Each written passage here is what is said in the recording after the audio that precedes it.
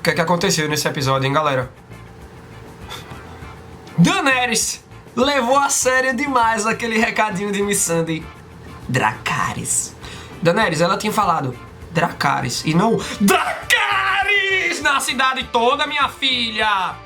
Vamos analisar esse episódio, teorizar bastante. Mas antes, galera, vocês já ouviram falar na Amino? É chover no molhado, né? Que todo mundo conhece. É uma rede de comunidades. Aí lá tem uma galera que curte os mesmos assuntos que tu.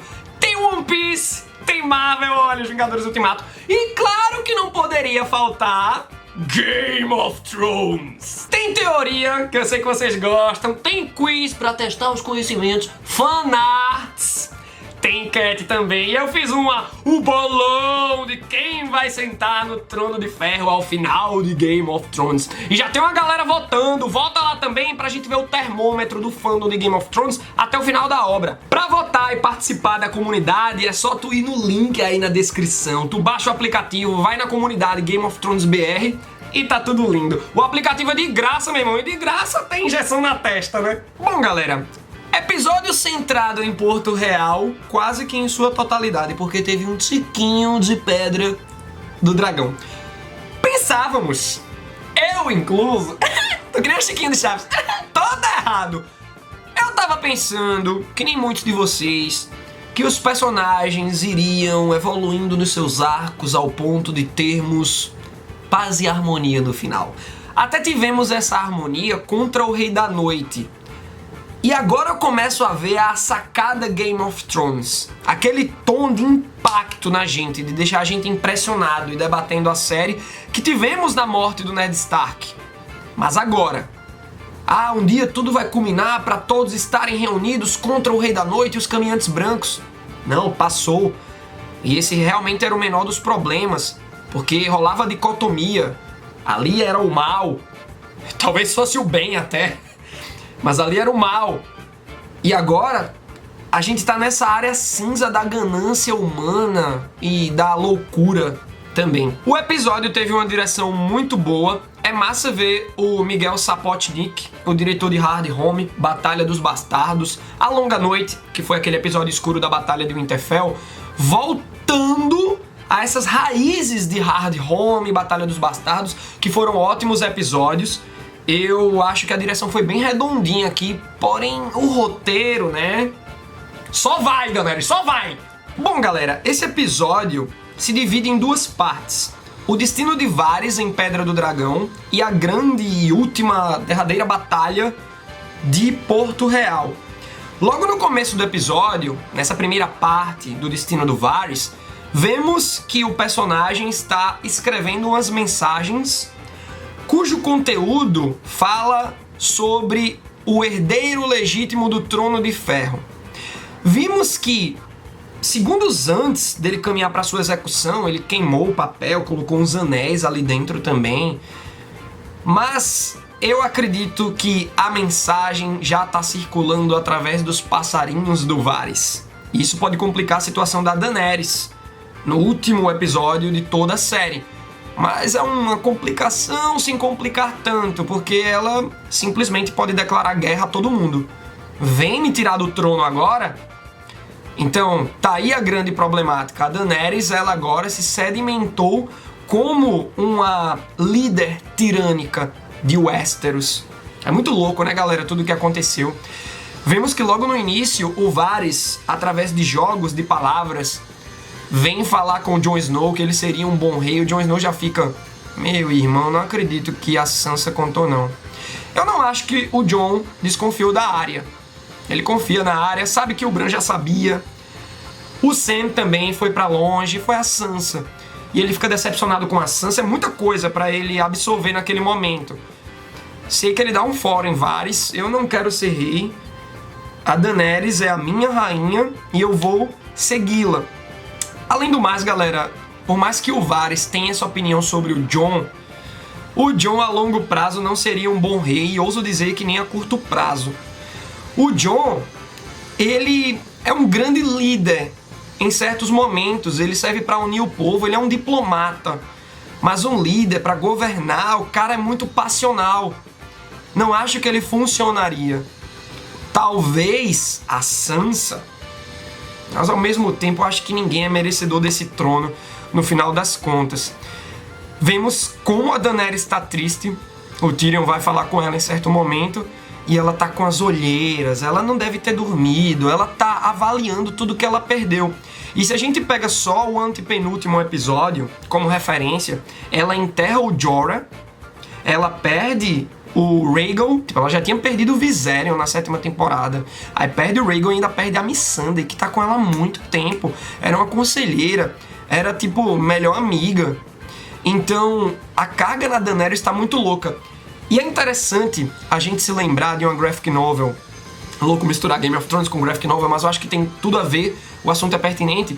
A Piada Mortal, em que o Coringa quer provar pro Batman e pro Comissário Gordon que basta um dia ruim na vida de uma pessoa sã, de uma pessoa boa, para essa pessoa ficar louca.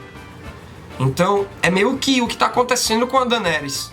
E eu quero avaliar isso direitinho, quero analisar direitinho isso com vocês aqui nesse vídeo. E é que vemos a cena da execução do Varys. O cara não chegou nem a gritar, mas normal, né? O fogo do dragão a gente vê que derruba até umas pedras bem pesadas. O que a gente fica lembrando do episódio 3, né? Que o dragão zumbi tava tentando queimar o Jon, que se escondeu atrás de um murinho, de umas pedras. E o fogo não quebrava aquelas pedras. Mas acredito que seja porque o Jon, o Rhaegal, tirou a bochecha do Viserion zumbi e aí ele não conseguiu. O fogo não estava tão concentrado. Meio que a bochecha dele era um cano de escape e o fogo saía. Mas enfim, a gente vê que depois dessa execução do Varys, que já tem um tom bem tenso por tudo que ela representa, vemos que a Daenerys dá uma lembrança da Missandei para o Verme Cinzento e ele queima. Isso também já mostra qual é a postura do Verme Cinzento, e se a Daenerys está vendo que o Verme Cinzento está agindo daquela forma, ela compra aquilo pro espírito dela também. Pô, não quero uma lembrancinha da Missandei, tudo que me resta agora é vingança. Você vê que o Verme Cinzento, ele ficou pesado, ele deixou o amor pra lá, e agora eu quero me vingar, eu quero matar essa galera. E a gente entende muito esse sentimento por conta da atuação do cara. O ator foi muito bom no episódio passado em que ele vira quando a Missandei morre, quase vomita. Eu achei bem impressionante. Vemos que a Daenerys também confronta o Jon. Vemos um beijo. Se o casal já não tinha química, agora que não tem mesmo por conta do medo. O Jon tá assustado. A maneira como a Daenerys fala, a Sansa te traiu, a Sansa me traiu. E o Jon acabou de ver o que a Daenerys fez com o inimigo dela. Só que o problema do Jon, galera, é que apesar dele ser passional, ele sabe separar as coisas. E essa paixão é que melou muito o nome do Jon.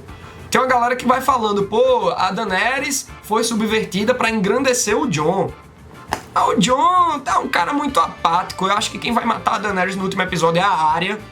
E assim ela merece colher todos as glórias de Game of Thrones. Eu acho que o Jon vai ficar naquela meio perdido. No final, o meu pensamento maior pro Jon é que ele vai viver além da muralha com os selvagens, reencontrar o fantasma, pedir umas desculpas pela maneira como ele se despediu, ou nem se despediu, né, do seu lobinho.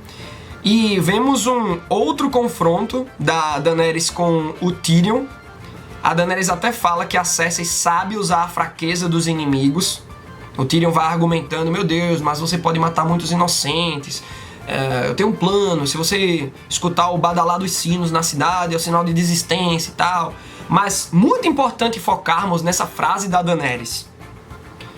A Cersei sabe usar a fraqueza dos seus inimigos contra eles. Então, você já vê que a Daenerys não tá querendo mostrar piedade. E olha, galera, não foi da noite pro dia. Também não foi só nessa temporada. Nessa temporada foi tudo muito mais abrupto e muito mais chocante, porque a gente não estava esperando isso da Daenerys, mas a gente também não estava esperando o Ned Stark morrer no 9º episódio da primeira temporada. Então eu curti esse tom de Game of Thrones. E esse plano do Tyrion é justamente conversar ali com o Jaime, soltar o cara. A Daenerys até tinha dito, a última vez que você fez uma besteira comigo foi essa, de ter contado pro Varys, etc. a próxima vez que você fizer alguma coisa, você vai ter o mesmo destino que ele. E aí eu achei ousadia e alegria. É tenso, galera, a construção de tudo. Ele falando com os guardinhas, sou mão da rainha, eu mando em vocês, deixa eu falar aqui com o prisioneiro. Então ele solta o Jaime, ele já vai contra as ordens da Daenerys. Mas isso rende um momento muito emocionante. Pô, foi lindo ver os irmãos chorando, o que é que o Jaime significa pro Tyrion. E o que o Tyrion também sempre significou pro Jaime, né? Pô, eu achei um momento dos mais bonitos no episódio. Se tem um momento emocionante pra aquecer o coração, eu diria que é esse. Mas esse plano do Tyrion, pessoal, não tem pé nem cabeça. Vamos mandar o Jaime convencer a Cersei a badalar o sino. Se o Jaime chega lá e fala isso pra Cersei, ela poderia muito bem dizer: Montanha, imobiliza esse cara aí. Vamos badalar o sino pra pensarem que a gente desistiu da guerra. Quando todo mundo pensar que a gente desistiu, a gente ataca. Olha só o que o Tyrion poderia ter feito. Comprometer o plano inteiro da Daenerys, né? Comprometer a posse do trono. Mas também a gente não esperava que fosse da maneira como aconteceu, né? E aí os sinos, né? O badalar dos sinos. O nome do episódio 5 da 8ª temporada é Os Sinos. E aí a gente vai para a grande batalha de Porto Real.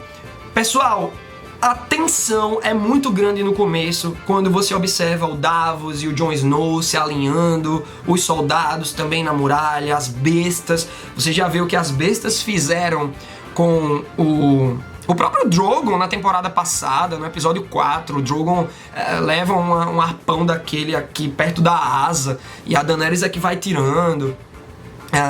Vemos também que o Rhaegal foi morto por esses arpões das bestas. Então, quando vamos vendo a maneira como está configurada a posição de todos os soldados, você vai indo numa tensão, só que aí o roteiro caga com tudo. Daenerys e Drogon vêm simplesmente mergulhando do céu e destroem toda a frota de ferro do Euron e todas as bestas que estavam nas muralhas. Pessoal, no episódio passado a gente viu essas bestas, não todas, algumas, matando o Rhaegal e dando uma mega dificuldade para Daenerys se aproximar. Ela tem que fazer um desvio com o dragão. Olha o ataque suicida dela. Imagina se o Euron mata o dragão ali, acabou, sabe? Então, tipo, não teve nenhum plano estabelecido. Eu sei que é uma coisa muito, tipo, vamos na fúria, vingança, tô irritada, mas, véi, foi muito feio isso, pô. Porque dá pra entender os sentimentos da Daenerys por optar fazer isso, mas não é lógico ela ter obtido sucesso. Foi uma mega coincidência. A loucura dela já começou daí. Então, isso pra mim já dá todo o tom de decepção que eu tive com a batalha no episódio. Porque a maneira como a Daenerys começou a ter vantagem foi totalmente errada no roteiro. E não é guerra, né, galera? Muito menos uma batalha. Tipo, foi um massacre de soldados e de inocentes. Porque o sino toca. Você vê que Porto Real se rende. Mas a Daenerys olha pro castelo e nesse momento eu fiquei com a sensação de que, pode dar ruim. Experiente em Game of Thrones que somos, acompanhando até aqui, a gente espera uma trairagem da Cersei. Vimos que teve uns lances de fogo vivo aqui e ali. Lembramos automaticamente da explosão de Baelor, como vocês queiram chamar. E eu fiquei pensando que poderia vir alguma artimanha dos Lannisters pra derrubar a Daenerys. Se eu pensei isso, imagina a Daenerys. Vê só, tô perdendo geral, perdi minha amiga, perdi o Jorah, meus dragões tô perdendo, o meu trono tá ameaçado, essa mulher pode me trair, pode me dar uma rasteira. Então, tudo isso misturado é que fez despertar aí esse gatilho. Esse foi o ponto de ignição para a loucura da Daenerys, para ela se firmar como uma personagem tirânica. E olha, galera, é muito complicado falar sobre essa mudança da Daenerys. Eu não vou pagar aqui do cara que, eu já sabia, é só observar a construção da personagem. Eu entendo a gente falar que ela sempre demonstrou ser um pouco tirânica. Porém, em Essos, ela libertava escravos dos seus donos. Ela acolhia mulheres e crianças. Então não justifica ela ter feito todo esse massacre, indo e voltando em Porto Real, dizimando inocentes que ela sabia. O Tyrion avisou ela 1000 vezes. Então, é realmente a loucura. Não é só tirania, é a loucura ali. Ela sabia o que estava fazendo. Mas você entende também porque ela tomou essa decisão. Ela ficou louca. Não é que você concorde, mas você entende a personagem. Sabe? E eu não acho, mais uma vez, eu não acho que ela foi subvertida para engrandecer o Jon Snow no último episódio. Eu acho que é a Arya que vai resolver as coisas. Pensávamos que a Arya iria matar a Cersei, não. Ela vai matar a Daenerys. Então, nesse momento, o Jon Snow já fica com aquela cara de putz, velho, tô num relacionamento abusivo. Tá ligado? Porque o cara vai vendo os soldados rendidos sendo massacrados, os inocentes morrendo, o dragão soltando fogo pra tudo que é lado. E ele realmente não sabia mais o que fazer ali. Tipo, o Jon Snow, por mais que ele seja um personagem de boas intenções, ele trilhou um caminho muito errado agora no final. Ele vai numa crescente durante a série, mesmo depois que ele ressuscita. Só que ele vê que ele cometeu o pior tipo de erro. Porque ele ficou muito cego pelos sentimentos dele, ao ponto de ele não conseguir ser uma voz estratégica quando a Sansa chama a atenção da Daenerys. Vamos descansar os seus homens por umas semanas aqui pra atacar. E a Daenerys, não, eu quero atacar agora. E o Jon, vou obedecer, my queen. Aí, véi, eu fico muito decepcionado com o Jon, sabe? Esperava mais dele. É um personagem que eu me identifico muito. Muito. É o que eu mais me identifico em Game of Thrones. Apesar de não ser o meu preferido. Então, pô, Jon. E notem que quando ele tenta impedir os seus próprios soldados de massacrarem a galera, o Verme Cinzento observa aquilo. E ele pode repassar essas informações pra Daenerys no episódio 6. E aí ela confrontar o Jon. Pô, eu soube que tu tentou impedir os soldados ali, por que tu fez isso? E por que tu fez isso, sou eu que pergunto ao Jon em relação a ele ter contado toda essa problemática dos Targaryen, que ele é o herdeiro legítimo e tal. Primeiro que ele contou no momento totalmente errado, minutos antes do confronto contra os Caminhantes Brancos começar. Ele não deveria ter feito isso porque desestabiliza ele e Daenerys no meio de um momento muito importante que eles precisam focar. E, pô, ele poderia ter dito quando tudo se resolvesse. Porque eu acredito que isso foi um fator isolado e determinante para ela poder ficar louca e tomar essas atitudes. Vejam só, as mortes da Missandei, Rhaegal, Jorah é um fator.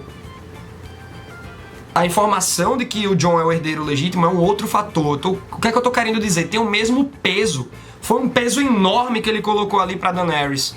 Além dela estar se sentindo sozinha, vendo que o cara é bom.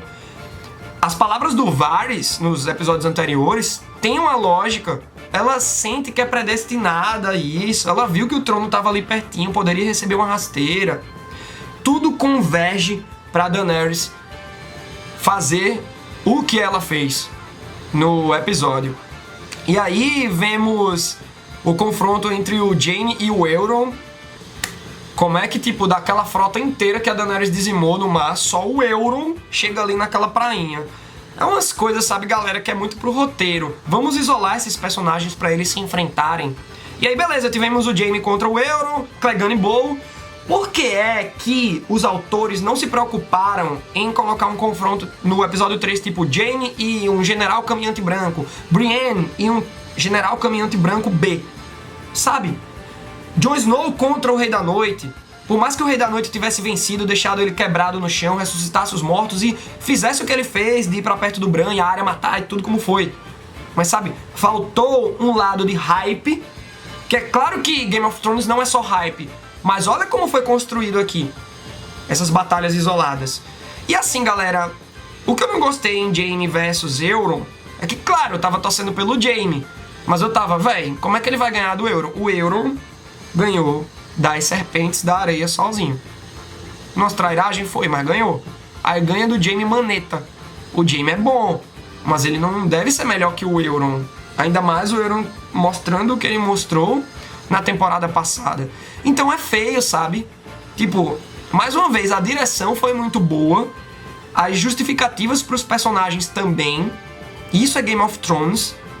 Se você tá impactado, relembre de Ned Stark na primeira temporada. Mas esse roteiro aí que guia como quer as coisas é que me cansou um pouco, sabe? E aí vemos, né, uma grande parte do clímax com a Cersei, o Qyburn e o Montanha. É impressionante como o Montanha joga o Qyburn. Tipo, ele não quer nem mais saber da Cersei, de ninguém, ele não responde comandos, ele só quer focar ali no cão, que tava lá na sua jornada com a Arya. A Arya quer matar a Cersei e o cão convence ela de não matar. Não, menina, não faça isso. Eu achei bem um momento de ternura ali. Eu nunca vi o cão olhando e fazendo um cafunézinho na Arya como eu vi nesse episódio. Ele sempre trata ela como... vai resmungando, sabe? Então aqui você vê um cuidadinho. E a Arya vai só pra, tipo, fugir da queda de 74 torres na cabeça da menina, né? Que, pelo amor de Deus. E aí vemos o Clegane Bowl. E galera, foi uma luta mais importante que a luta contra o Rei da Noite. A gente sabia que o vidro de dragão pulverizava um caminhante branco. Não tava esperando muito isso do Rei da Noite, mas, sabe, é muito fácil, como foi no episódio 3, e aqui, pô, o cão enfia uma espada na cabeça do Montanha e ele tá lá, vivo. E ele não é esse zumbi todo. Tipo, o cara, ele foi envenenado pela lança do Oberyn lá na quarta temporada. Quarta temporada, né? Ou quinta. Enfim. E aí ele, envenenado, passa por um processo e tal, mas caramba, ele não perde as funções neurais motoras quando vem a faquinha. Pô, o cão precisa ver que... eu tenho que me matar pra levar esse cara. Você vê que num duelo o cão ganhou. Ele dá o golpe fatal na barriga e ainda dá um na cabeça. E é louco você perceber que o Montanha tava se propondo a esmagar a cabeça do cão, como ele fez com o Oberyn. Momentos de tensão. É aí que vemos a resolução de Cersei e Jaime. Os dois se encontram, ela fica aliviada. Pô, ela tava muito senhora de si. Pô, vou ganhar isso aqui, vai ser uma batalha equilibrada. Terminou que não foi. E o Jaime tenta fugir com a Cersei pelo caminho que o Tyrion indicou, mas tá tudo tapado. Pô, castelo desabando, Porto Real inteiro desabando aí com os ataques da Daenerys. Então, indiretamente, né, a Daenerys matou a Cersei e o Jaime, que se abraçam e morrem soterrados. Ou não, né, galera? Porque se a Arya escapou de 283 torres na cabeça dela, vai que a Cersei escapa desses escombros. Sacanagem. Eu acho que não escapa, não. E aí vemos a Arya escapando de tudo isso. Viagem demais, velho. A Arya ensanguentada. Tinha até um rastro de sangue parecendo um bigode da menina. E, bom, eu acredito que pra Arya estar viva e sobrevivendo a tantas quedas de torres e casas em cima dela, me lembra muito aquele lado de você tá predestinado a algo que não precisa ser grandioso, mas é relativo ao seu caminho, ao seu destino. Por exemplo, o Beric Dondarrion, ele morreu 19 vezes, no caso foram 20 vezes, né? Mas ele foi ressuscitado 19 vezes porque ele precisava salvar a Arya daqueles zumbis em Winterfell para ela continuar seguindo o caminho dela. Então, eu acredito que esse caminho da Arya leva ela a matar a Daenerys. Ela cumprir esse destino. E foi bem pensado tirar a Melisandre da jogada pra ela não ficar dando os spoilers, né? Você vai fazer isso, você é destinada a não sei o quê. E esse cavalo no final, será que foi o Bran que mandou pra Arya? Eu não acho que lá de Winterfell ele consiga largar num cavalo. Tipo, não é ele ali. Mas pode ser que ele tenha vindo, né? Pegando algum express que a viagem de Winterfell pra Porto Real agora é um dia, né não? Até os corvos na temporada passada vão na velocidade da luz, então tudo pode acontecer. Pode ser um cavalo enviado pelo Bran mesmo, mas eu acho que foi só uma cena meio poética, de você ver que a Arya tá seguindo o destino dela em meio às chamas e aos escombros. Tem um caminho reto que a Arya segue no final, antes dos créditos subirem. E é esse destino que direciona ela pra Daenerys, porque ela vai vendo tudo ali na fúria. Pô, pessoas inocentes morrendo, pô, a filhinha com a mãe abraçada, carbonizadas no final. E o Bron, pessoal, que não aparece nesse episódio.